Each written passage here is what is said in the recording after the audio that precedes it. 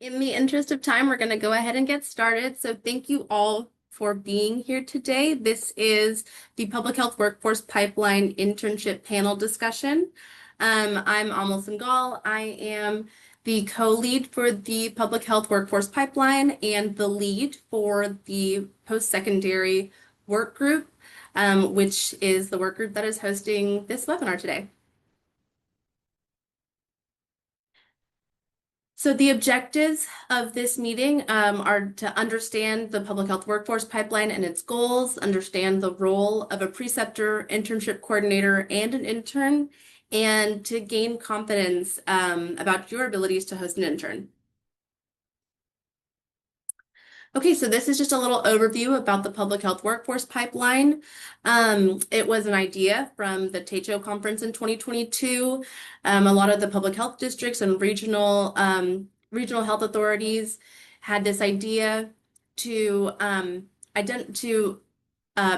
counteract the workforce shrinkage by creating a workforce pipeline that would hopefully create a sustainable and inclusive public health career pipeline for students, both in early education and post-secondary, and for people who are already in their professional lives. And the goal is that we will do that through fostering interest, skills development, and professional growth in public health. We do that in collaboration with educational institutions, clinical and non-clinical professionals, and public health leaders from local, state, and federal regions.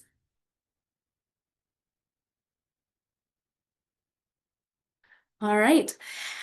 And so we'll go ahead and get started with introducing our panelists for the day. So our internship coordinators, we have Shannon Sullivan, who is the preventive medicine physician residency and internship coordinator here at DSHS. She is part of the Office of Practice and Learning. We have Dr. Lisa Shattuck, who is our internship coordinator at Sam Houston State University up in Huntsville for their Department of Public Health. And then Dr. Sarah Mendez, who is the Assistant Director of Public Health Practice for MPH and DRPH students at A&M University. And I'll have them go ahead and introduce themselves briefly. Hi, everyone. It's nice to meet you. So like Amal said, I'm Shannon. I'm here at DSHS, and we oversee kind of like we're like the central hub for internships for DSHS. And then we send applications out to the regions where they need to be, just as a little bit of background. Hi, everyone. I'm Dr. Lisa Shattuck with Sam Houston State University. I've been with the university for over 15 years. I've been the internship coordinator for probably 8 years now. But I've also had the privilege of completing 3 of my own internships as an undergrad and a master's level student. I've been a site preceptor working with interns, and then, like I said, I've been the internship coordinator for about 8 years. So I can see this from several different angles. So if I can help answer any questions from any of those points of view, I'd be happy to do so. Thank you. Hi, I'm Dr. Sarah Mendez. I am with the Texas A&M School of Public Health. I've been here as the Assistant Director of Public Health Practice for about 4 years. Prior to that, I was working in local public health at the Brazos County Health District. And so like Dr. Shattuck, I also have experience of being a site supervisor, as well as I did internships and practicums for my coursework here at A&M. And so I'm excited to be here and looking forward to answering questions. Thank you all so much. And now we'll introduce our interns. We have Ermina Ali, who is an epidemiology MPH student at UT Health in Houston. She has done 2 internships. She's currently doing one of them in biosafety and hospital clinical safety.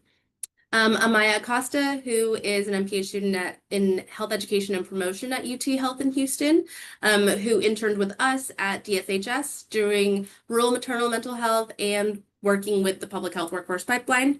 And then Jocelyn Dingra, who is a bachelor's student at UT Austin, and she completed the rural maternal mental health internship for an entire year. So she was with us for I think 4 semesters.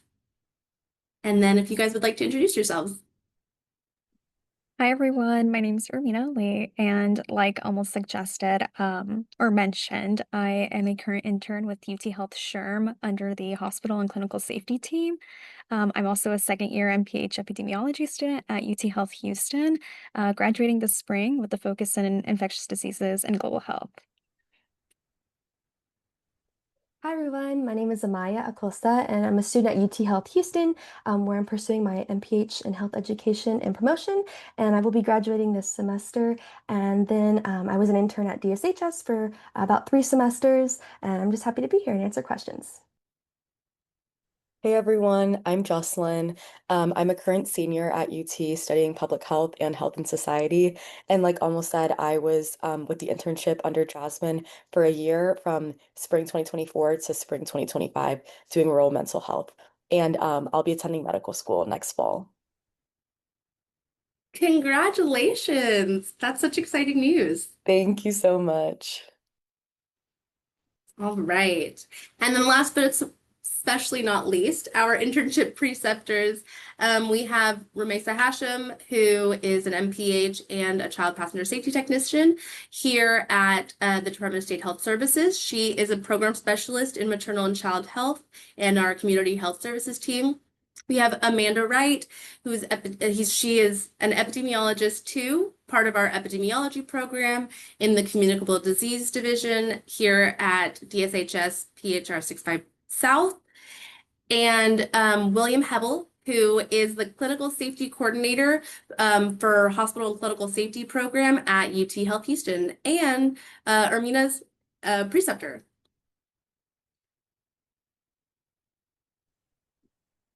Hi everyone, Ramisa Hashem, Program Specialist, Community Health Services for Department of State Health Services, Public Health Region 65 South, here in Houston, Texas. Happy to be here and answer questions. Thank you. Hi, everyone. Thank you, Almo, for that introduction. My name is Amanda. I've been an epidemiologist too here for DSHS for almost 4 years now, and I've been an epi for about 6 years now. I got my undergraduate degree from Sam Houston State in kinesiology and health, and then I got my master's degree from University of New England in Portland, Maine. And happy to be here to answer any questions about being a preceptor or public health. Morning, everyone. My name is William Hebel.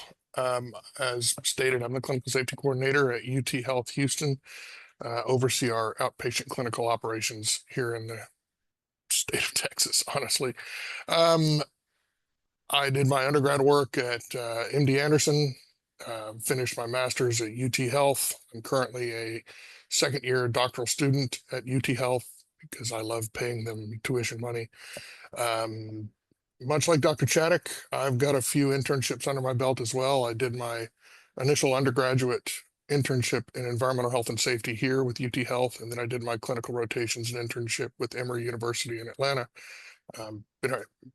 As the other two panelists have said, I'm very happy to be here and happy to answer any questions as well. That's fantastic. Thank you all so much for those introductions and for being here today. So we'll go ahead and get started. The way that we're going to do the questions is that we have questions for each of our subject matter experts. So we'll do our internship coordinator questions first, then our intern questions, and lastly, our internship preceptor questions. We have included questions that were submitted during the registration process. So thank you to everyone who submitted a question. Those were really helpful. And then if we have any time left, we will go into audience questions. So if you do have a question, please drop it into the Q&A, and Jasmine and Dana will be checking that. All right, let's get started. So for our internship coordinators, the first question is, can a licensed baccalaureate social worker or LBSW host a social work intern? Yeah, I'll take this one. So I looked into the Commission on Social Work Education, and they do have like outlines and policies about who can host an intern. And LBSW can host a social work intern. There are some specific guidelines for when that might be most appropriate, or when they might need to partner with like somebody who holds a master's in social work, depending on what level the social work intern is.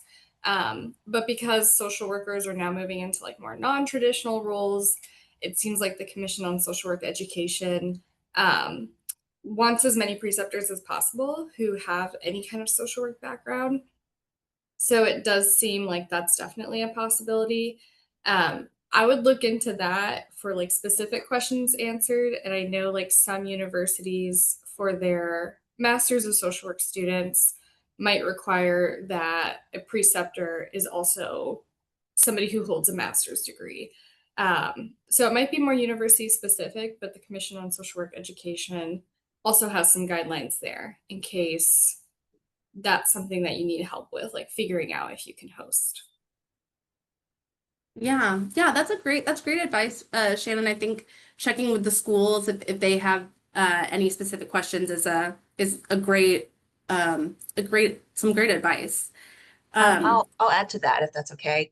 Oh, sure. Even though I work with undergraduate public health students, if I had a student who wanted to pivot into social work, I would allow them to intern with somebody who has a bachelor's degree. Well, that's great to know. So then, to the person who asked this question, maybe you could look into getting an undergrad intern from Sam Houston State University.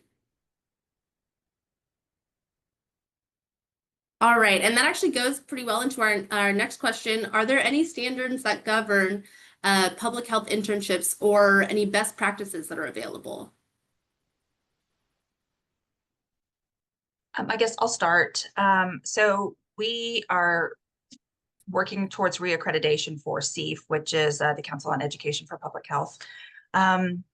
So we followed those guidelines, and I'm also a member of the Cooperative Education and Internship Association, mostly at the national level, sometimes working with the Texas group. So we do follow some standards there. I do typically like to make sure that my site supervisors have at least a bachelor's degree. However, if a preceptor has 20 plus years as a healthcare administration professional or something like that, that's a lot of great information they could share with those students. And so I would allow them to be the preceptor. Other things, so we require our students to complete 200 hours worth of internship. We ask our site supervisors to treat the students like working professionals, so they're not to run and get coffee and things like that. And we want them to complete meaningful work, professional work. These are, emerging public health professionals, and we want to make sure that they are learning the skills needed to have them transition into the working environment. Yes, yeah. Great points. Thank you so much, Dr. Chaddock. I was just going to say from Texas A&M, we are also CEEF accredited, and so there's certain guidelines we have to follow, which means that our students that go out into the field are required to do experiences that are around our public health competencies. So whether it's program management, evaluation, creating policies, occupational health types of activities. So like Dr. Shattuck said, it can't just be they're filing. Well, I guess we don't file anymore, but used to back in the day we filed. But just doing random work that it has to be meaningful, that applies to the public health competencies. And we also have the 200-hour requirement for our master level students. That looks a little bit different for our doctoral level, and then for our undergraduate students, it varies as well. So there's a lot of opportunities for students to work at organizations for a different number of hours through the semester.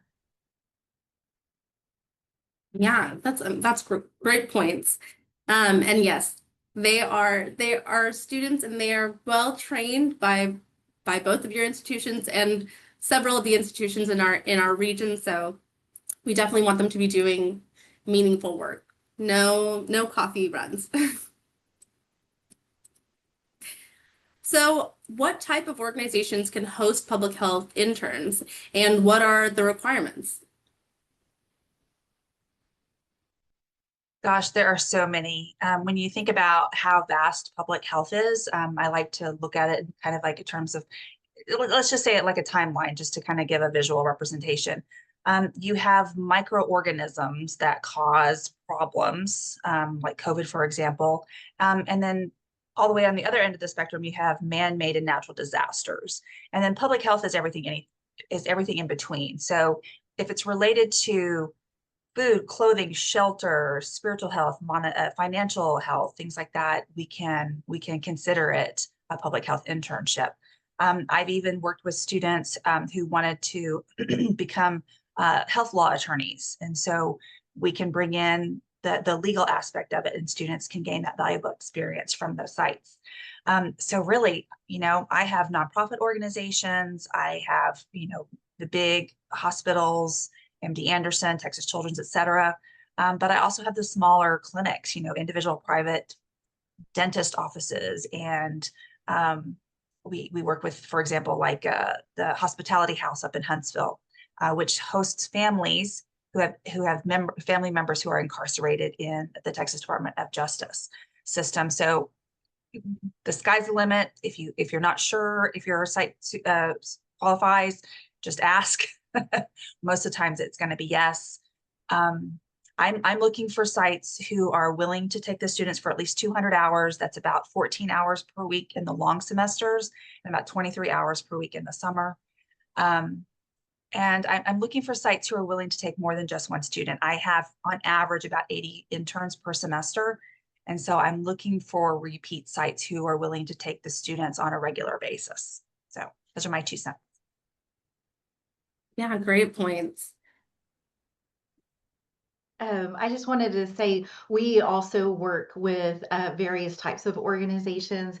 We've even had students go to like Carnival Cruise Lines, so working with the sanitation on a cruise ship. We've had a student that had an amazing experience with AARP, who did online videos. It was all virtual for her, but she did online videos for that organization. And so there's a variety of whether, a student can be virtual, hybrid, in person. So those are also different opportunities.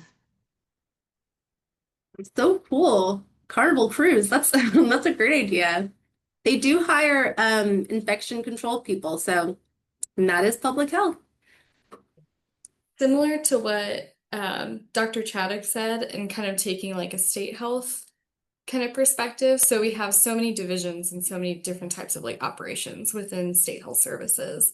And so it is pretty broad. We've had folks who are also similarly, like they want to go to law school, but they have like a public health background and they will intern with us. In terms of just like kind of requirements or like standards that like kind of guide as well, it's related to like project description. So like having those clear objectives, that way if we have a master's student that has to submit those objectives, or an undergrad student who just really wants clear direction or also has to submit those objectives, it's almost kind of like an agreement or contract between the host site and the public health intern. So that seems to be pretty helpful as well, especially when it comes to like something that's a little bit more broad and maybe also non-traditional public health work. Yeah, great point, Shannon, and thank you for mentioning that.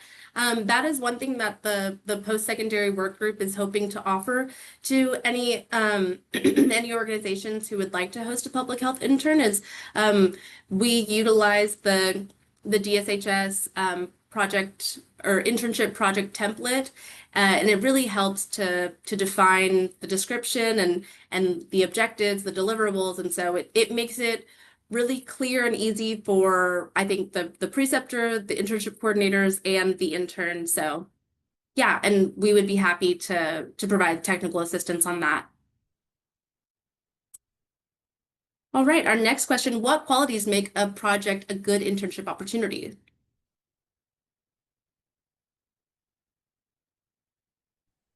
I think just going back to those public health competencies. So if you have, projects that fall within the guidelines of public health, which covers a lot of different ideas, then that is a good, project. Like I said, we've had students create webinars, videos, social media posts. I'm in health behavior, so a lot of what I do focuses on that. But industry for like our environmental occupational health, helping with safety plans and things like that. So there's a lot of options within public health.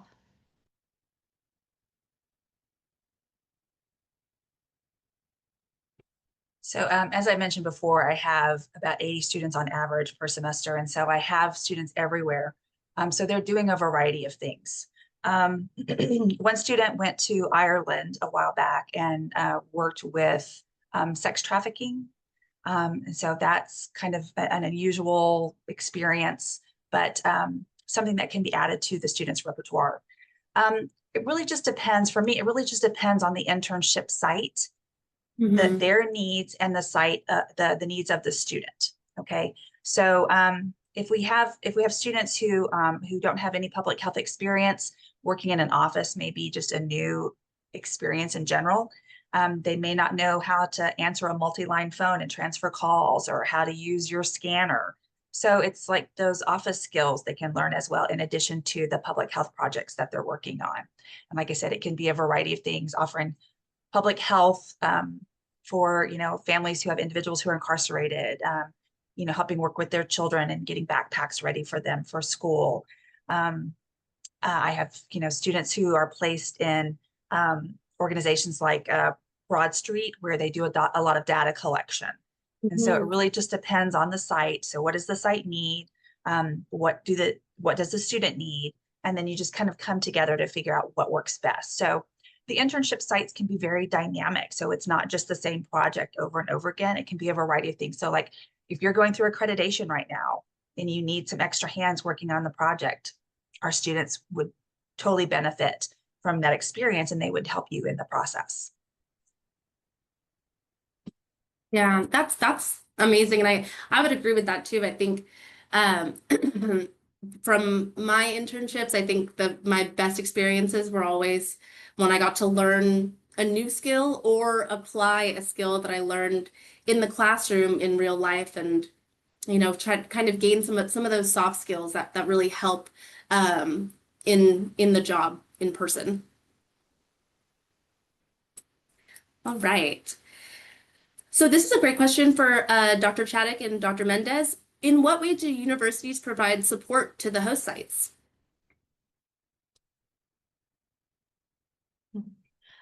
So through our Office of Public Health Practice, we can help host sites decide what types of projects they want to do. We have templates that they can utilize to create the projects, project ideas.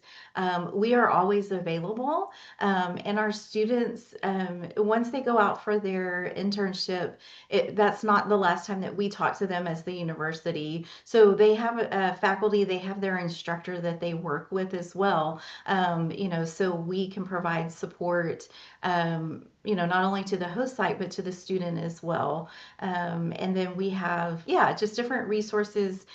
We also have a career practicum internship fair that we offer every year. And so that's an opportunity that host sites can promote their organization and what types of interns they're looking for. Awesome. Thanks for sharing that. Some of the things that we offer to our internship sites, I do have an internship manual that I share with new sites. I do look for sites for the site supervisors to provide me with their educational background or work experience. And then I work with the sites to help them create a job description. So if they're just not quite sure what they're looking for or how to define that, et cetera, I can help them do that. About mid-semester, because my students complete 200 hours at the mid-semester at the 100-hour mark, I asked the site supervisors to complete just a 5-question questionnaire to assess how the students are doing. The reason I do that mainly is because I want to know how things are going. And I want to know if there's any trouble. I don't want to wait till the end of the semester to find out that there was a struggle. Okay. So it gives me an opportunity, it gives us an opportunity to work together collaboratively to say, let's say a student is repeatedly on their phone or they're repeatedly late. That mid-semester evaluation gives us an opportunity to assess, to have a conversation with the student, to correct the behavior, and then move forward. So the student from that midpoint till the end of the semester has time to correct the behavior so that it doesn't negatively impact their final evaluation. So this is my full-time job, and I'm accessible to my internship sites. So if they ever have any questions, thank goodness we don't have problematic students very often, but it does happen. I listen to both sides of the story, listen to what has happened, and we come to a resolution. Okay. So if a site is just struggling with a student, we can have a discussion about it and help remedy the situation. So it's just a variety of things. I'm here to help my sites. That's my job. I'm here to help my sites and my students. Yes, and I and I think having worked with both Sam Houston State University and A&M for internships, I can I can guarantee that, yeah, Dr. Mendez and Dr. Chaddock are both very involved, and they're easy to reach if there are any questions from the host site. So yeah, thank you for that. And then Shannon, are there any ways that you think that DSHS or the Office of Practice and Learning offers support to the host sites? Yeah, so we're available also for questions, whether it comes to like partnerships, affiliation agreements, or just how to support students overall in their internship. Sometimes it's related to class credit, and we also have work being done as it relates to like our academic public health partnerships, so that we're closely talking with schools and universities. And then on top of that, they might have like specific guidelines for their students that is helpful for our preceptors as well, for knowing, okay, let's even clarify further what the role is of this internship, what the role of the intern is, what the role of the preceptor is, um, any kind of evaluations that need to be done. So that's one way, but then also honestly just like communicating with us. Like I find it really helpful when a university tells us, hey, our masters of public health students have to have a host site approved or like an internship approved by this date. That then helps us figure out, okay, when does the application open and when do we start sending out applications to our preceptors to interview in order for these probably very qualified students to be eligible for an internship at DSHS. So I find that to be really helpful as well. Yeah, great point. So in your role, you're kind of almost like the intermediary between the universities and the preceptors. So, which is very helpful, I would say. All right, and then our last question for our internship coordinators, what are some common misconceptions that organizations may have about hosting an intern? I can start with this one. I think some of the misconceptions are that it's going to be a really long, arduous, burdensome process, which hopefully not. Like at DSHS, we do try and make it a little bit easier for preceptors. There's always going to be some hiccups along the way or some extra steps that preceptors might need to do when it comes to hosting interns. But one of the things with like centralizing it is that I'll manage the internship applications, the deadlines, the communication with interns about eligibility, etc. And then we have like one point person basically send those applications to preceptors. And then the preceptors can focus on interviewing and onboarding like their desired intern. Um, and so we also provide documentation on best practices, like how to reach out if there's issues, just to try and make it a little bit smoother and less burdensome, if that is a misconception that folks have. But typically, people just mention that they really love hosting interns and giving back.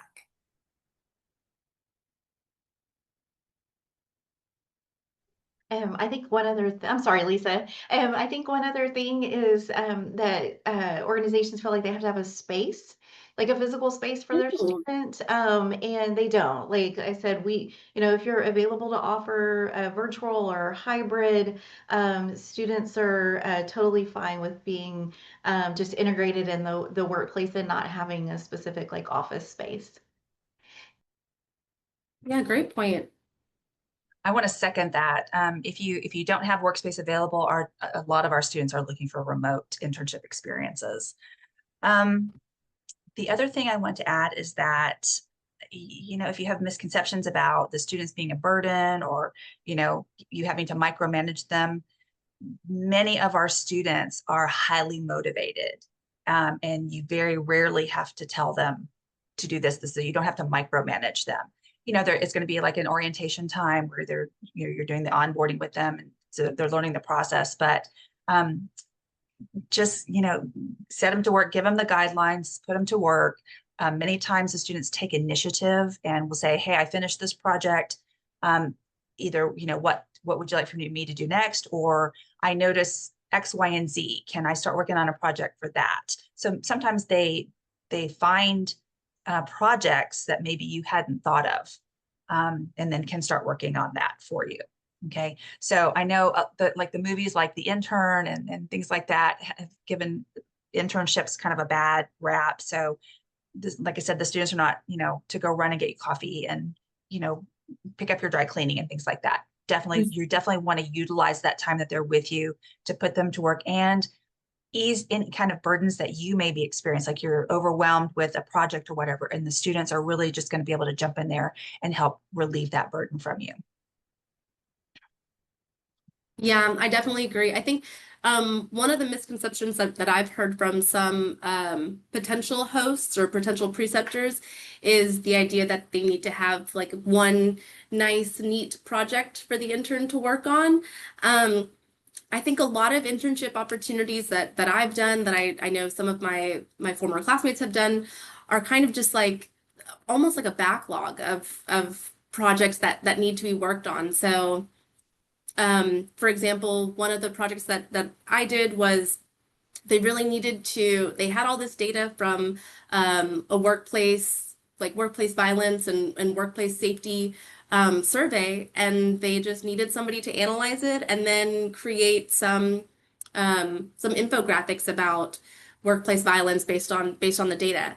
So that was what I did, but it was just a small part of my project. I didn't, execute it from start to finish, designing the survey and administering it and all those things, but it was a really nice opportunity, and I was able to still apply a lot of my classroom learned skills in practice. So that's fantastic. Well, thank you so much to Dr. Mendez, Dr. Chaddick, and Shannon. We really appreciate you guys being here. And for all of the participants, please reach out to them if you have any questions. They are really great resources. All right, so we're going to go on to our intern questions. So the first question is, what kind of work did you do during your internship? I can get us started with this. So, sort of like how I mentioned before, I am currently a intern with UT Health SHRM under the hospital and clinical safety team. But as I finish up my master's, this will be my second internship that I've completed. The other one that I had done was in summer 2025, and it was an international research-based internship that was located in Peru. So a little bit about my UT Health SHRM internship is that this is a more project-based and data-driven internship. I'm currently analyzing data from a multi-state, multi-institute survey that was conducted through APSA International, and essentially using that data to create some sort of standardized benchmarkings for biosafety. But along with that, I'm also observing how clinical safety surveys are being conducted across UT Health outpatient clinics and how to assess possible hazards that can be a risk not just to patients, but to healthcare workers as well. And all of that is to essentially help risk mitigation, and improve quality healthcare practices. On the other hand, my international internship was a little bit more different. So again, that one was in Peru at the Cayetano University. This was an intersection, I would say, between fieldwork and research. In the research setting, a lot of it was essentially rotating through multiple labs that studied vector-borne and parasitic diseases like um, Zika, chikungunya, leishmaniasis, and many others. But each of the labs had approached the diseases differently. So, for an example, we had one lab that focused on GIS mapping tools to understand environmental factors and how they improved or how they influenced transmission, while another lab would focus more on genomic technology and techniques to improve diagnostics. So it was a great way to open up to see how research is being conducted, especially in third world countries where resources are low. On the fieldwork aspect, this mostly occurred in Cusco.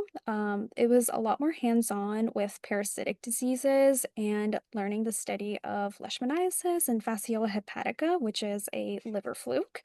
Um, but we were able to go around the area and identify transmission pathways. So we're looking for the intermediate host, which are snails. We're looking at livestock environments and essentially the adult parasites in the cattle livers. So it was a really cool experience overall. It's definitely unique and something that you won't see, maybe something happening in the United States, but very cool. And you get to truly see all the various diseases that occur in just one small area. But the aspect of leishmaniasis translated into my practicum, and that essentially focused on addressing delays in care for Peruvians that lived in Iquitos, which is a city that's near the Amazon River. So it was much different. It was a different environment from where we initially were. But overall, both of these experiences were truly meaningful to me. It showed me what my interests were and what I want to focus on in the future as well. Very cool. Two very different internships, but both really beneficial experience wise. Yeah. Would Amaya or Jessalyn like to share? I can go next. So I interned with DSHS Region 65 South for a total of 3 semesters. In my first semester, which was summer 2024, I focused on the rural maternal mental health program. And so so what I was working on was drafting a telehealth pilot program. So they had a program that was aimed at reaching new mothers postpartum, and it just kind of helped them with like learning about stress reducing and wellness strategies just to kind of address the postpartum, like depression and things like that. And so there was a in-person program being drafted, and so I was tasked with creating a telehealth program, and so adapting some of the program workshops and events just for a virtual setting. And this was just to help with accessibility, regardless of transportation access. And so I was also given the opportunity to draft an evaluation plan for the telehealth program by adapting some of the in-person surveys for the participants. And then for the other semesters, which I believe was spring 2025 and summer 2025, I worked with the public health workforce pipeline, and I met with the different work groups to create some deliverables and just kind of support them. And so I was able to attend each of the meetings, and so I was able to create like flyers, handouts, and a presentation to introduce early learners to public health, just kind of to expose them to the different topics and some of the ways that they can see public health in their everyday life or at school. And then another thing that I worked on was creating activities for middle and high school students. And this was just to kind of give them some exposure to the work that public health practitioners actually do and some of the things that they could, if they were interested, some of the things they may do if they go into public health. And then I also worked on creating some flyers and handouts that were directed towards college students. And this was to promote public health careers and the different pathways that they can take. And so this whole experience, I was able to see how public health can be promoted to many different audiences. And so it was just a really great experience. But those are the two things that I had worked on. Yeah, and I actually used the flyers that Amaya created for the college students when I attended the Texas A&M Career and Internship Fair. So a real full circle moment. Jesslyn, would you like to share? Absolutely. So I interned in the maternal and child health department from spring 2024 to spring 2025. One of those semesters actually overlapped with Amaya, which was really neat. And my focus was maternal mental health across 7 rural counties in Texas, which I worked with Jasmine, and under her. And this topic is like a really important intersection of geography, access, stigma. So I really was passionate about joining the project and kind of staying on throughout the year. And the work I did was really varied, which I loved because it built upon each other. So on the research side, I would conduct literature reviews to build a strong evidence base and make sure what we were doing was actually grounded in existing research. And then with my team, we also had stakeholder conversations with community partners, which were some of the most eye-opening experiences of the internship, and gave me a perspective that I never had in any of my coursework. And then from there, our work kind of developed even more. We worked on mock maternal mental health interventions, which helped us think like program designers and like mapping out what real solutions could look like. And then we also created social media content and other deliverables, flyers, like Amaya had said, and just built out guidelines that we could use to learn more about gaps in care. And by the end of the internship, I feel like I've had a really comprehensive understanding of what maternal mental health looks like, and more than that, just how important doing these internship experiences actually are. Oh, yes, and it was great having both of you um, with us. So we are very excited that you were there. Okay, so our next question is, what aspects of your internship did you most enjoy? I could start on this one. So I think that this internship was undeniably my favorite experience of college, and I think that the reason that happened was because I'm a public health major at UT, and I came in thinking that like my public health curricula was going to give me a really strong grasp of the field, but doing real field work and actually working with other people showed me that while coursework gives you that really important foundation, actually diving into a specific issue in a specific community is a completely different level of learning, and it's this step that you really just couldn't replicate in any of my classes. So my work at the DSHS really allowed me to apply public health in a way that felt tangible and pushed me to be more creative.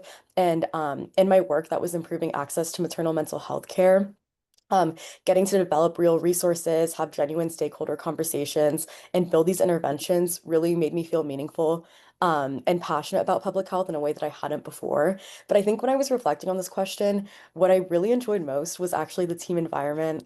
Working under Jasmine as my preceptor was really amazing, and alongside peers like Amaya and literally countless others who I still keep in contact with today, really helped me find for the first time a community of like-minded people who are all invested in the same mission. And I think that's a part of the internship that I wasn't expecting, but has really allowed me to stay passionate in this field, especially when things like burnout are really common and working like kind of in a Texas environment. So I think working with such an amazing team really pushed me to think more critically, ask really great questions, and grow together. So I think overall the combination of like having real fieldwork experience and go beyond my learning and then do so with peers who actually care about being there made a really huge difference. Oh, wow, thank you. So my response is kind of similar to Jesslyn. Yeah, just getting to apply what I've learned. I'm a virtual online student, so I mainly work mostly independently. There's a few group projects in my program, but mainly working independently, getting the opportunity to actually apply my work and also collaborate with others. And something that I really enjoyed was the opportunity to attend in-person events or activities. And so when I was interning with working on the public health workforce pipeline, there was like a meeting that the work group members attended in person. So I got to attend that and get to share the things that I worked on and, receive some feedback and brainstorm some ideas or ways that we can adjust some of the materials. And so it was really exciting getting to meet with all the different work group members, especially because they are in just, a variety of different public health fields. And so getting to learn from them and hear from them and their perspective and based on their experience. So it was just really exciting getting to meet with them and just collaborate with people who all have a similar goal. So that was the most exciting for me. Yeah, thank you so much. I'd have to agree with both of them as well. I think that's something that I always enjoyed too, is being able to take a step outside of the classroom and get to actually understand how public health works in general.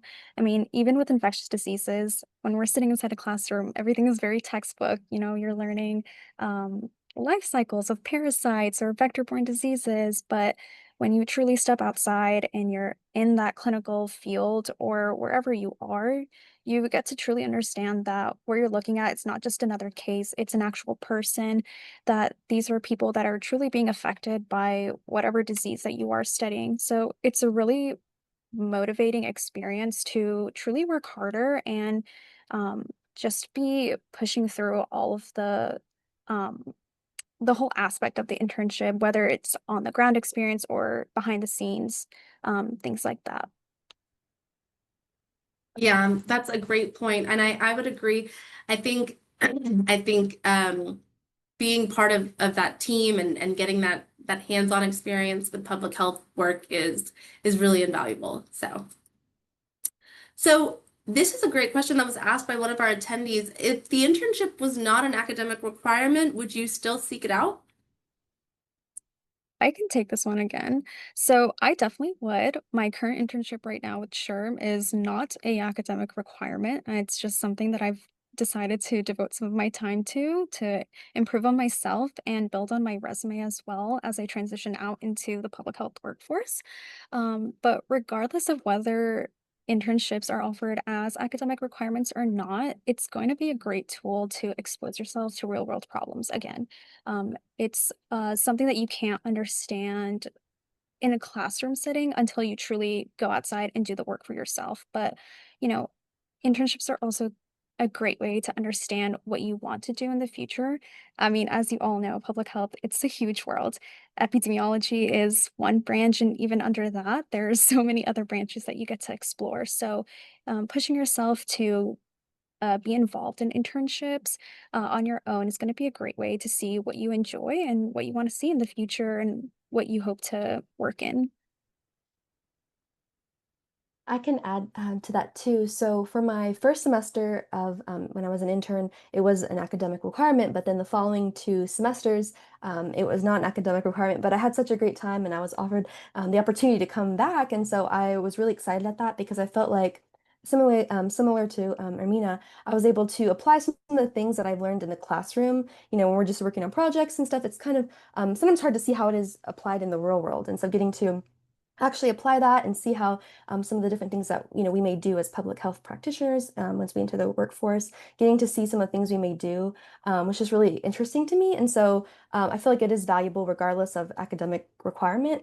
I also think that it's just an opportunity to learn and strengthen some of our skills, which I feel like could help us prepare for when we enter the workforce. Absolutely.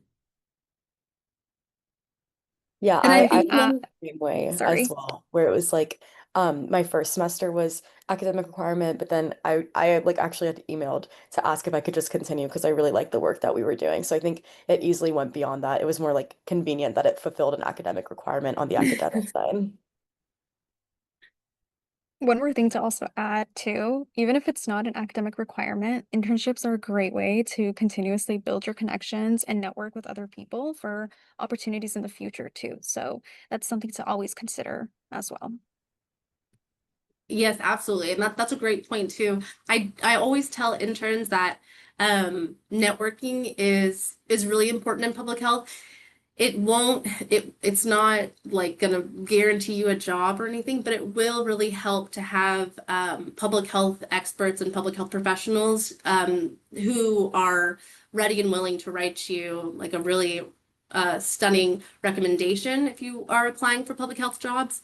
And then another thing that I always tell interns is that, and any internship opportunity that you take, if it isn't exactly what you want to do, at least it you can now cross that off of your your list of potential career choices. So I always suggest being open to any and all internship opportunities or volunteering opportunities, any kind of hands-on practice that you can get.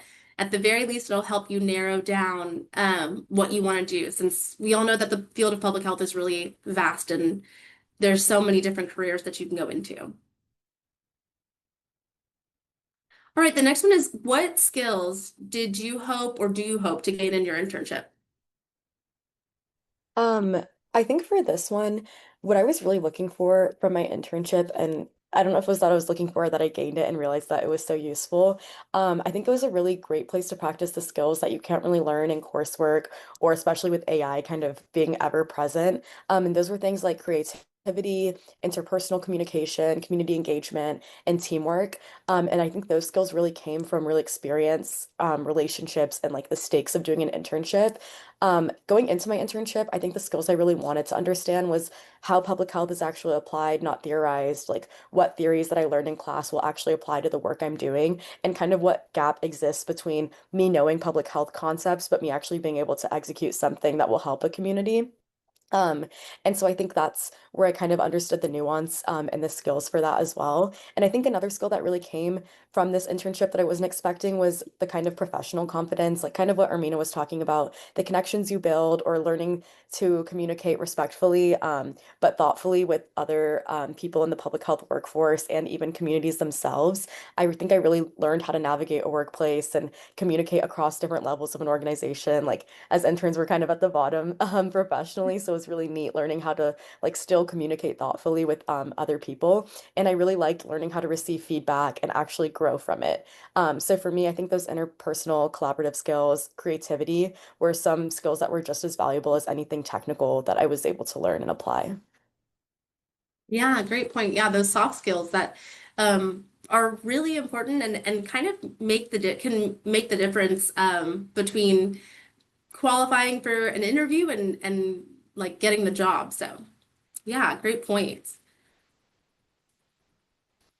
I'd agree with her as well. And just to piggyback off of her ideas as well, and valuing skills like communication, adaptability, and collaboration will definitely take you to many places, because these skills are essentially what's going to help you communicate to the public about public health. So not just communicate um, within your groups or with amongst your employers and things like that, but also with the public as well. And so learning these skills is going to create a foundation on how to overall change human behavior, speak to the public on social practices and other things that also relate back to public health. Yeah, that's a great point. I think another thing I could add too was, especially in my experience, I was an online student, so I haven't had much opportunity to collaborate as much. So I think a skill that I was hoping to gain was, collaboration skills and teamwork and being able to communicate within a group, not just working independently. Since in public health, we know that it's not just one person doing everything. There's so many people involved in the whole thing. So I think that was something that I learned and I was able to experience and kind of strengthen some of my skills in that. Another thing similar to Jocelyn was creativity. I was able to work on different materials and kind of design some of the materials, and so that was something I feel like I got to strengthen was some of my creativity, and I actually enjoyed that. And I learned that that actually like, I enjoyed making different educational materials and handouts and all that stuff. So those were some things that were interesting to me and some things that I feel like I was able to learn about. Yeah, I think these are all really great points, and I'm glad that your internships offered the opportunity to gain those skills. All right, our next question is, how did your internship impact your career goals? So, Justin, let's start with you since you mentioned that you will be heading to med school soon. Absolutely. I think this internship made my career goals all the more concrete. I remember when I joined my internship, like my first interview with Jasmine, I kind of talked about not really knowing what I wanted to do, but knowing kind of what my passions were within public health, but I didn't really know how that would intersect with being a physician if I would just kind of have to choose one. But I think throughout the course of my internship, especially because with rural maternal mental health, we talked with a lot of community providers who were involved at different levels and kind of like different parts of the healthcare system, but all of them practice public health really deeply. And it made me realize that I actually want to practice public health while also being a physician and pursuing my MPH and my MD.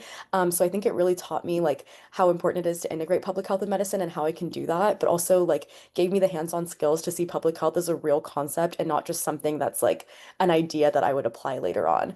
And I think one really important way of how public health informed why I want to do medicine is it really helped me look at very like upward social determinants of health that I had never considered before, especially working with mental health and studying barriers like transportation, access, just things I had never even thought of that made me realize like being a physician and pursuing public health that I can actually do both and that I can continue integrating both together.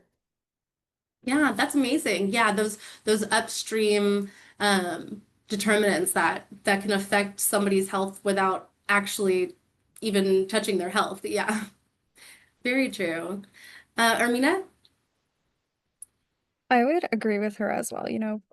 Doing these internships, it's truly, again, going to show you what you like and don't like in public health. Again, it is a very broad field. And so doing these internships give me a sense of direction and where I wanted to head towards in the future.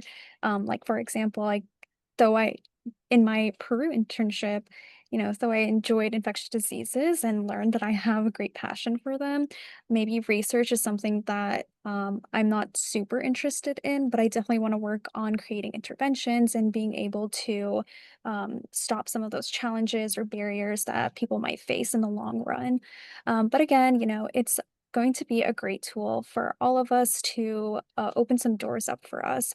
And again, build those connections with people that you work with. Great. That's amazing. And Amaya, I know that both you and Armina are graduating soon. So, how did your internship impact your career goals? Yes, I feel like it definitely solidified my interest in health education and promotion since that is the degree I've been pursuing. But didn't have, when I selected it, I didn't have experience or I wasn't sure. And so when I actually started my internships and was working on, educational materials and just seeing the different methods of health promotion and public health promotion, it really solidified my interest and excited me to be joining the workforce. And I could see myself actually working in that field. And so I also got to see how the work impacts different communities, and that kind of also inspired me to want to work in like at community and regional levels because I wasn't really sure, after I was planning, I'm graduating, I wasn't sure exactly where I wanted to work, if I wanted to work like at a state level or regional level or at the country level. I wasn't really sure, but after working and interning, I was able to discover that I really want to focus on community and maybe like more regional levels, just so I feel like the impact, was something that I'm really excited about and I'm looking forward to doing. So yeah, those are some things I feel like kind of inspired me and impacted my goals going forward. Great. Well, I'm very excited for all of you all. We'll be keeping tabs on you, the three of you, to see all of the success you have in your public health careers. And then our last question is open to the audience as well. If anybody wants to, if any of our other panels would like to share as well, what do you think you did in your internship to gain employment from your host site? I think these students did a fabulous job representing the field of public health. And I'm so excited for your futures. I look forward to hearing about your successes.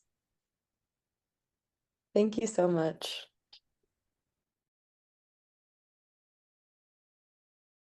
And I was just excited to hear about the integration of public health and medicine. I think people think that it's two different things. And so I'm so happy that you're pursuing that career.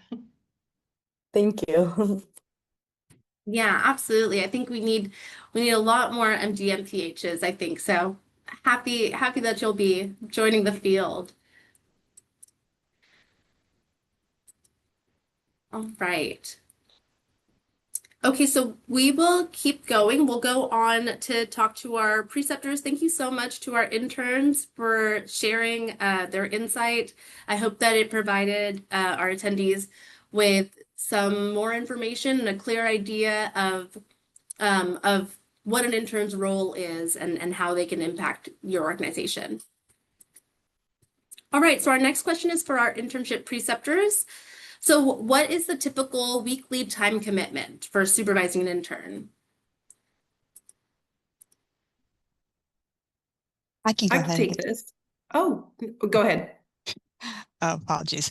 All right. I was gonna say that for me, the experience with the interns, weekly time commitments have been about 15 to 20 hours a week, and a lot of my internships were pretty hybrid, so it wasn't really scheduled time. It could be 15 to 20 hours throughout the week, whichever time is most convenient for them, and then we would touch base for any guidance and insights that they might need in regular one-on-one meetings. That might have looked like 3 to 5 hours in the week that would be scheduled throughout like a normal business hours. But yeah.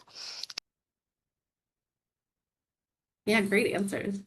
I'll say for what my intern and I discussed, we really looked at, I think she has to have 180 hours. And so we looked at that, looked at when are we starting, when is the end date, and then we calculated how many hours per week she should average to meet that goal or exceed that goal. So we're kind of around 12 to 15 hours a week, and she's more than welcome to put in more than that. But we meet every other Friday in person just because she lives in she lives outside of the Houston area, but comes every other Friday to the University of Houston School of Public Health for class. And so, I try to be flexible to meet that schedule too. So, like tomorrow's one of our check-in days, and I usually spend at least 2 hours, but I want to give her time to have time to eat lunch. Get from our office in Houston to across town for school.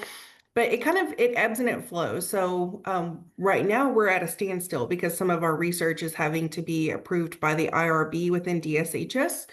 And so we've kind of slowed down a little bit, and she's been able to follow some of our other EPIs with doing not so much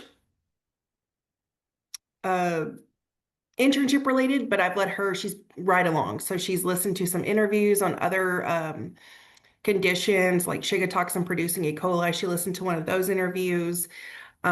She's focusing on pertussis. And so we're looking at vaccine rates and we're getting into things that need IRB approval. So we're kind of at a standstill. But for us, I say it really just kind of depends. I keep the door open. So if she's able to Teams me or email me, I offloaded some tasks before the intern started.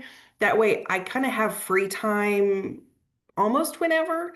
That way if she does pop up and say, hey, I was working on this today, it doesn't have to be during our dedicated time every other Friday. I've got that flexibility to meet with her, rather whenever she's available or she's got a question or needs something. I didn't want her to be in the trenches trying to figure out our studio, having an issue with our data. I wanted her to be like, hey, I ran into this problem. What do you think? But she's somewhere between 10 and 15 hours so she can meet that goal, and she'll exceed it well before May 1st. But really I guess maybe the way we've structured it and the way it works for us, it's very low maintenance to me, but I think we also have a really good rapport with each other. Yeah, great point. And then William? Okay. Well, it for me, it depends on the intern, depends on the rotation. I mean, one of the first things we do is we're going to talk about time requirements and deliverable requirements, and that's going to drive everything downstream from there. In this case, you all heard from Romina, who's interning with us right now. There's not a lot of hands-on that needs to be done because of the project she's working on. I try to touch base with her once a week. We all have teams, so no one is really ever hidden, private, weekends, midnight, holidays, whatever. And we have ways of contacting each other. But weekly time requirement, hands-on supervision, not total time of rotation is honestly 3-4 hours a week. Once you get everything established and rolling and it's got its own momentum in the program, then you're really just kind of maintaining it at that point. Yeah. So just kind of those regular check-ins to maintain. Yeah, I would agree. Exactly. So our next question is, what credentials or skills do you feel that you needed to be an internship preceptor? Proper certification in filing techniques, file cabinet maintenance, maneuvering. No, I'm kidding. I'm kidding. I'm kidding.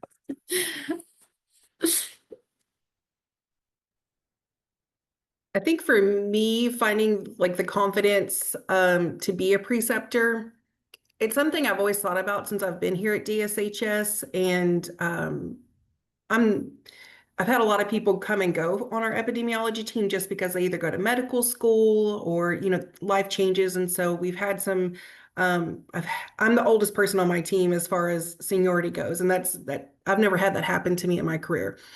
So finally, I think feeling like I was at a place where I hit the 3-year mark, I wanted to invest in myself and my skills professionally and get that public health leadership experience, but also give back. I did an internship in my undergrad at St. Houston, where I originally wanted to go to physical therapy school. So I followed a physical therapist and I loved it. And that was definitely something I wouldn't have learned in the classroom. And then again, in my graduate degree, I did an internship with Harris County Public Health in emergency preparedness. And that happened to that occurred during Hurricane Harvey. And so that was a very unique experience. My internship didn't follow the regular kind of schedule of things as they go with Harris County. And so I didn't do a poster because we were just really in the throes of doing assessments and things like that. Again, an excellent point that our current interns pointed out, that you can go to class and you can listen to theory and you can listen to these ideals and what in a perfect world you would do, but actually putting that in context to working in person and seeing it firsthand, that's really something very powerful. And so I think for me, when I started developing this last fall, I finally felt like I was in a place where I felt knowledgeable enough, I felt comfortable enough and proficient in my skills as an epidemiologist to be able to mentor somebody else and walk them through the processes of, you have a question, you have a hypothesis, how do you work through that? And I will say, like, that's one thing, while we haven't reached a complete answer to the end of her, really our question yet, we've had to pivot a lot and we've actually learned different techniques, different modeling, different things. So that's also been really powerful too. But I have an MPH and I'm also an Epi 2. So I know in our program, we have Epi 1s and Epi 2s. Usually the Epi 2s are the ones that would take an intern. So I think it also, you would maybe consider what not only your skill level, but also what your program and what your requirements are and kind of what that threshold is, as far as, do you have the skills, do you have the knowledge, do you have the background, but also do you have a certain level needed to be an adequate preceptor? Yeah, that's a great point. Definitely. I'd like to build on what she said. I agree that when you're thinking about being a preceptor, do you have the time, capacity to support a student and share that insight that you have and also learn from them and what they're learning in school and what's currently happening in public health? I think it's a two-way process. So just having the patience, having the time, and being able to provide that guidance and sharing your experience so you can share the practical aspects of public health, going from being a student to doing internships and then being a professional. It's always great to share what tips we've learned and help them grow with the new generation of professionals coming forth.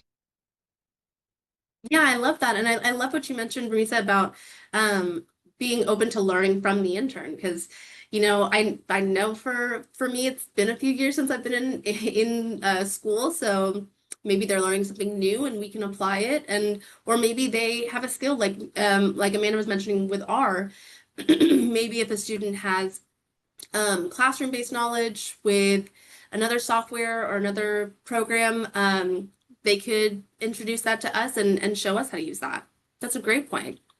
Let's go to the next question. How do you ensure that you are getting an intern who truly wants to learn and contribute to the work that you do? We usually, there's sort of an interview process. Yeah, we'll meet with them and we'll talk with them, because this will be, like, if you think about my team and the work we do, this will be in addition to the team. It's got to fit. It's got to mesh with the people that are working there. So if we get someone that's not necessarily 100% interested in, say, from my perspective, the clinical safety environment, then that's going to be kind of offsetting a little bit from the, taken away from the day to day. And So, I mean, we take the opportunity to sit and meet with them and discuss them and talk about what their goals are, what their expectations are, and kind of level set things just to see if we get a good fit. The advantage to where I am is that we have a lot of departments. There's clinical safety, we have chemical, we have biological, we have radiation. And so we have opportunities to maybe either move them to a different group if they're more interested in that, or rotate them through the entire department during their internship to give them a better, more rounded experience. So we have some flexibility, but to the question, that is the process that we use to ensure interns that really want to jump in it with both feet. Yeah, and I know for DSHS as well. I think I can speak for both Amanda and Marisa, but we also do an interview process. So I think that really clears up that question. And then to any of our participants who are interested in hosting an intern, that is an area that we could help provide technical assistance in, kind of helping you to develop interview questions.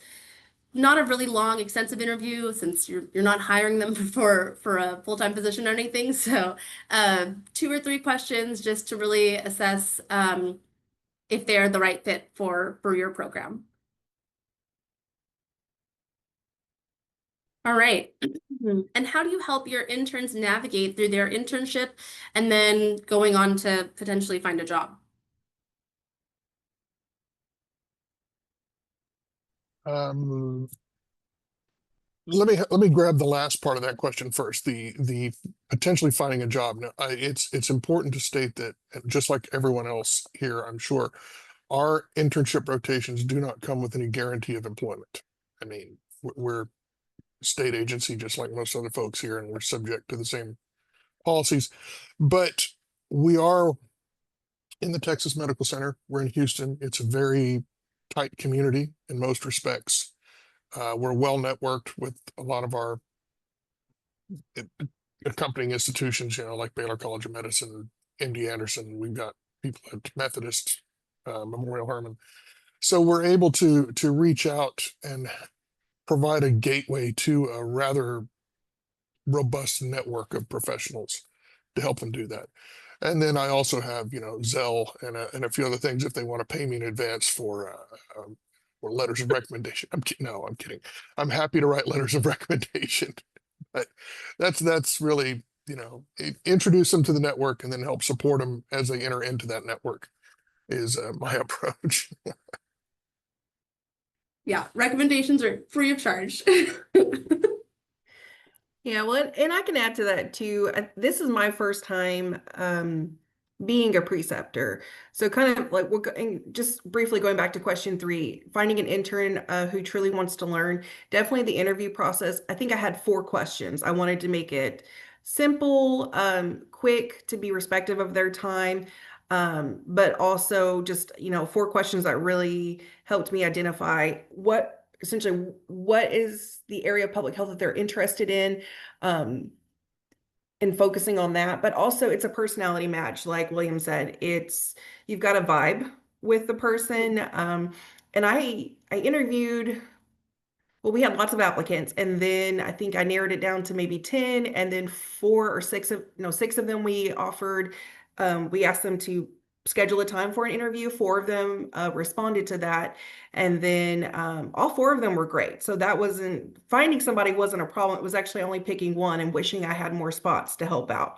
And then it really got down to 2 students that I thought would be great fits, but the intern that we selected, I had a really great feeling about her, and I'm glad I listened to my gut. So it's definitely a personality match. And I haven't talked to my intern about finding a job. She's still in her program, and I think she graduates in December. So why it's not too far off the horizon, I think her goal right now is to get through the internship. So what I try to do to help her navigate through it is, again, when we have those check-ins, I ask her what she's working on in class, if there's anything that she's got questions about that maybe since she's here with our team of EPIs, again, like the ride along, she got to hear a real live epidemiology public health follow-up phone call where we called the patient, we verified demographics, we're asking all of the questions about exposure. If we're talking about Shiga toxin producing E. coli, we're taking a very extensive food history, asking about animal exposure. So she got to hear that firsthand. It wasn't just theory in a textbook or a lecture that she heard. She got to see it firsthand. And so that's kind of how I help her navigate, or I would like to think I am, is just by asking those check-in questions. If there's anything that she's doing in class that she's got questions about that maybe we can help support her with, if she's looking for resources using what we've got at the state, whether it's the library or connections that we have to help maybe figure out what we can do to help her. But she's also expressed interest in other areas. And so I've spoken to a few programs, even our regional medical director, that she had an interest in maybe taking a look at what TB does, our tuberculosis program. And so we all got fit tested a few Fridays ago to make sure we were ready to go for that. So I think it's listening to all of their interests as a whole. And while, yes, focusing on your internship should be a main priority, but if they've got interests that are outside of your program, reach out to those programs and just see if they've even got an hour to let them follow them around and look around, ask questions, and see what it's about, because that can also help them rule out whether they want to pursue a job in that particular program, or if they're like, that may not be for me. I think that's really helpful. I mean, fit Yeah, testing I think didn't put them right off.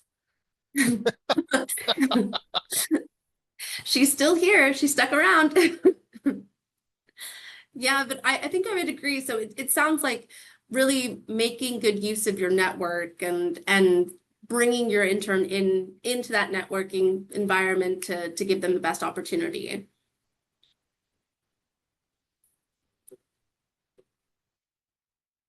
All right, we'll keep going. I do want to be conscious of the time. We only have about 15 minutes left. What motivated your organization to start hosting interns, and do you have any advice to other organizations that may be interested in starting to host? I'll answer this very briefly. So I mentioned it already, but for me, I don't have any true public health leadership experience. And so for me in my career path, that's something I would like to achieve one day. So I think having an intern is an excellent way to do that without, the full pressure of having a team of 2, 4, 6, 10. Some people have 20 people under them. So it's a great way to do that, low pressure, but also learn how to work within the system of DSHS, of hiring, of, onboarding somebody, working through those IT issues. So that for me, it was a mutually beneficial relationship where I get a benefit from it because I'm improving myself as a professional and getting that leadership experience, but also, again, giving back to an intern, giving them an opportunity to learn, get real world working experience, and help them achieve their MPH degree. I agree we don't have enough MPHs. I enjoyed my degree so much. And so I just, again, also creating the opportunity for another student, I think is really what motivated. I know me as an individual, our program, we've always talked about it, but we never really had the bandwidth. And I just went ahead and just pulled the trigger and said, hey, let's do it. And I'm so glad I did. It's been a fantastic experience.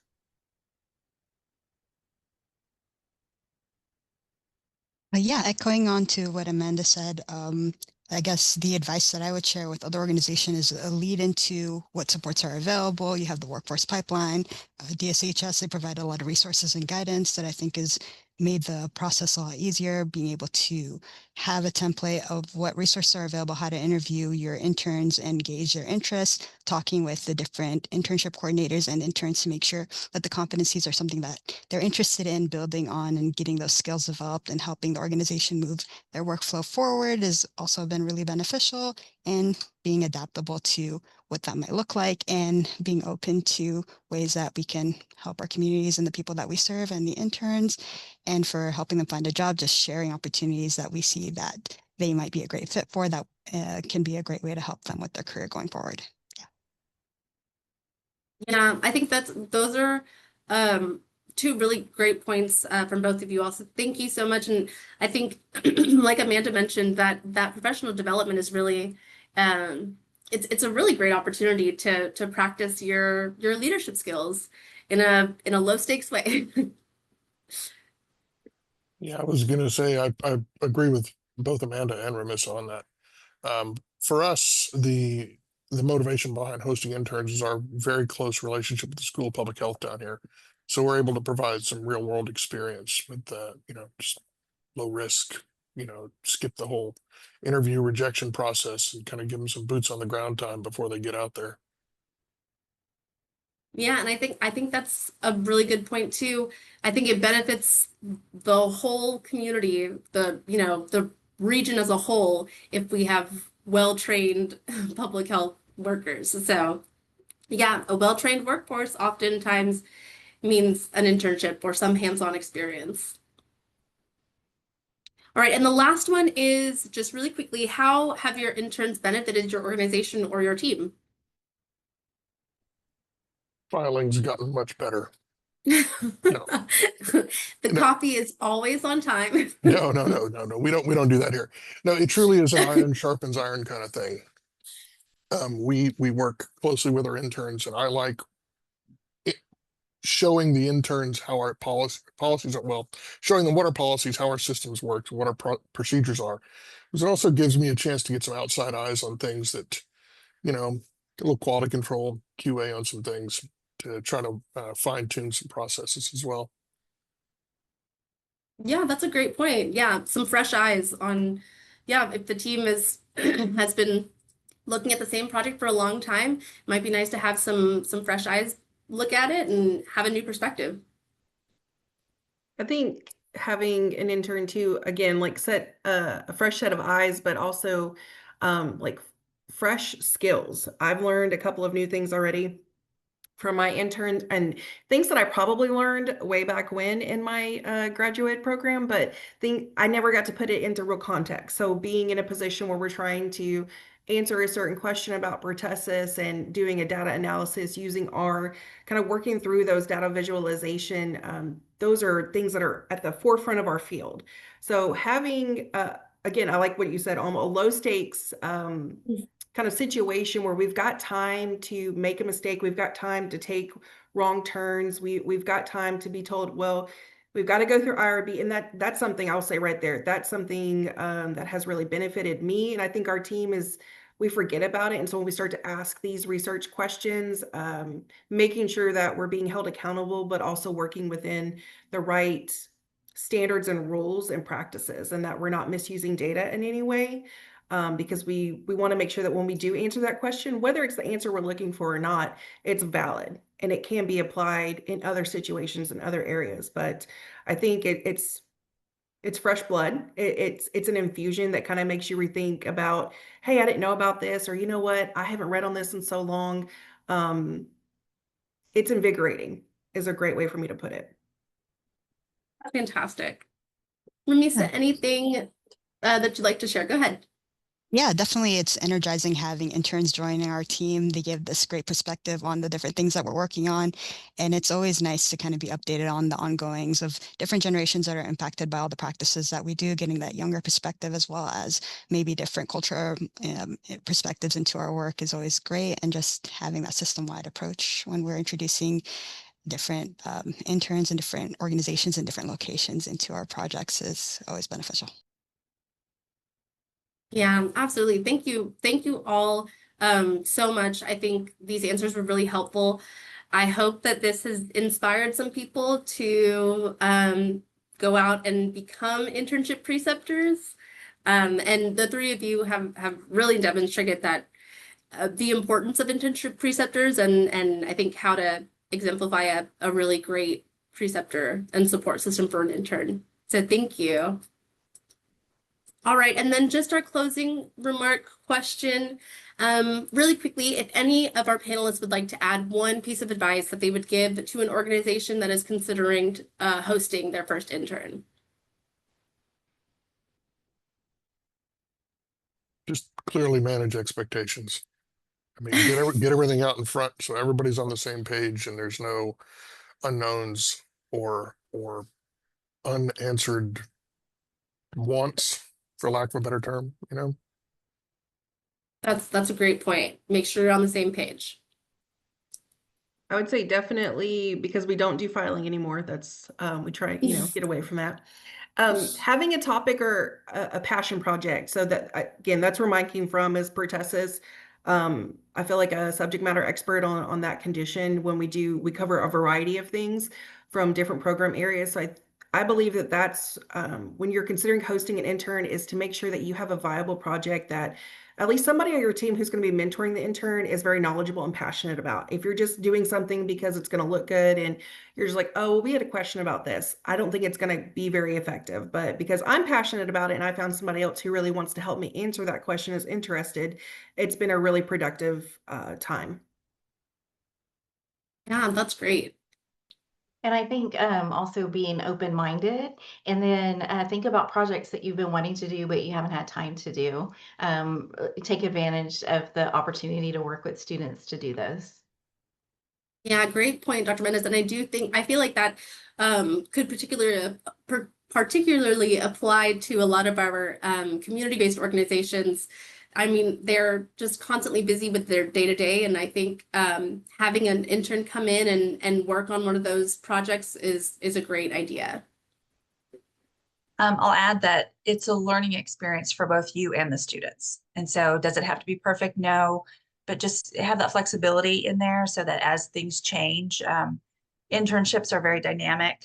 They're not static. They usually don't stay the same. So whatever project you need help with, just start with it. Just start with the student. We are here to help you along the way. So if you have questions about it, we can offer assistance. We're happy to do so. Yeah, great advice.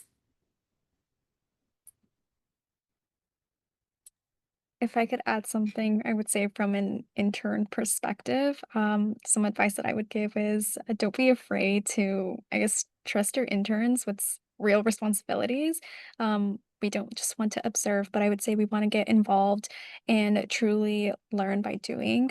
And I think it benefits, again, kind of like how the intern coordinators have mentioned, it benefits both the intern and the organization. You're able to see, the capability of a well-rounded intern, but also they're able to learn and contribute to the organization in a really meaningful manner. Yes, absolutely. All right. Well, thank you all so much. A big thank you to our amazing panelists. Um, Oh, and Dr. Chaddock said that she is always looking for new internship sites throughout Texas. So if we have any organizations that are interested in becoming an internship host site, please let us know and we will be sure to connect you. All right. And then lastly, I think audience questions. Jasmine, Dana, do we have any questions that still need to be answered? No, you guys did a great job. There are no questions from the audience. I will say that we will send out flyers and contact information in the following days for the participants. But besides that, no questions. Great job, everybody. All right. Well, thank you all so much. Thank you for joining us. Thank you for spending your mid Thursday with us and with our panelists. And again, a big thank you to our panelists for being available and willing to share all of their amazing insight with us. If anybody would like the contact information for some of our panelists, please let us know and we will try to connect you all. And yeah, if you haven't joined the Public Health Workforce Pipeline yet, there's a QR code on the screen. Please scan it. It'll take you to a Microsoft form, which you can fill out to join one of the work groups.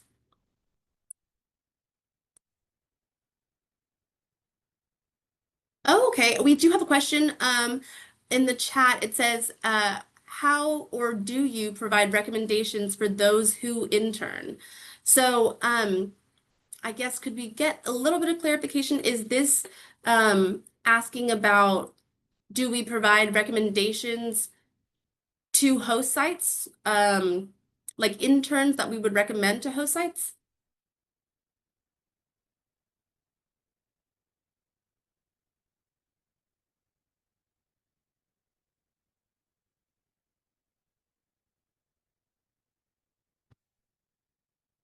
I don't know.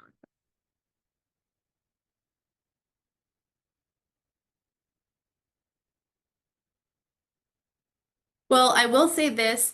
One of the great things about one of the benefits about the public health workforce pipeline and about our work with the Office of Practice and Learning is that we have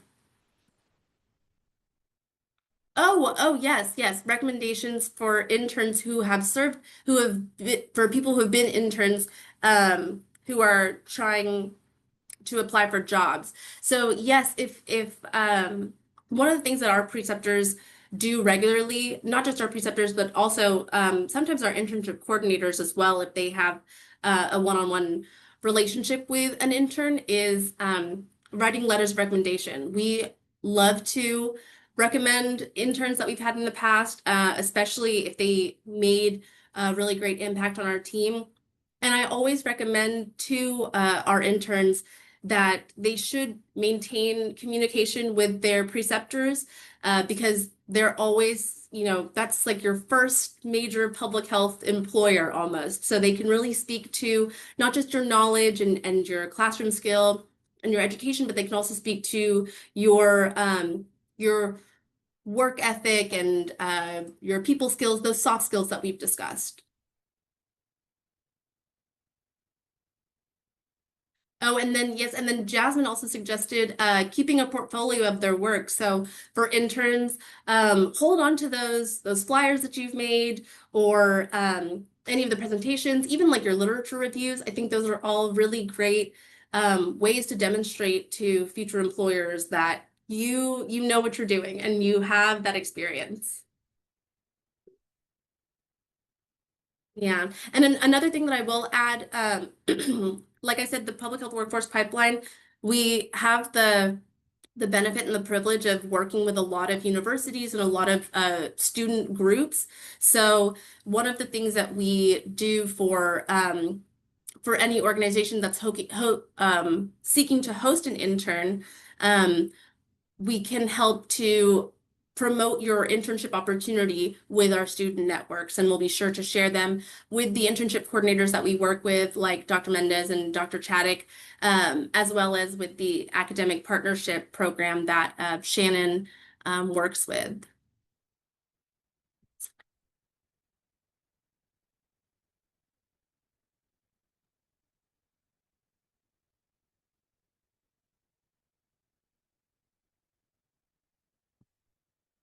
All right, and I think that's everything. Thank you guys so much for joining. And again, a huge thank you to our panelists. You guys have been amazing. The insight that you've shared has been really, really great. And I look forward to working with all of you in the future and hopefully having some new internship host sites. Sounds good. Thank you very much. Thanks for organizing us, Amal. And thanks to the team at Texas Department of State Health Services for organizing all this, keeping us on task. Our pleasure. Thank you, guys. Thank you so much for having us.